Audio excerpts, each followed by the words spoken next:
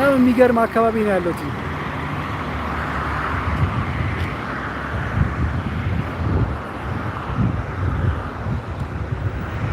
አዎ መርሻ እግዚአብሔር ይመስገን፣ እግዚአብሔር ይመስገን። መርየም ደጀን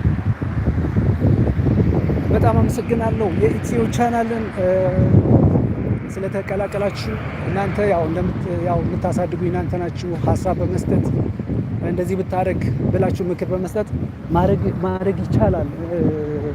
እኔ አጀማመሬ እኔ ብዙም እንትን አልነበረኝም። ነገር ግን የማይቻል ነገር የለም የሚል ነገር ስላለኝ ልሞክር ብዬ ነው። ግን በ20 ቀን ውስጥ እንደነ መርየም እንደ ጓደኞቿ እነ ሀና የሚባሉ እነ ነፃነት ጠይሟ ቆንጆ አለች። እነሱ እነ አልማዝ ፍልቅልቋ እነሱ እየመከሩኝ እነ እሙ እነሱ እየመከሩኝ እነ ተዋህዶ የምትባል ደግሞ አለች።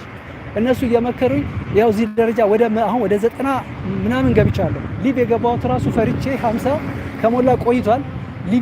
ሊቭ የገባሁትኝ ቆይቼ ነው።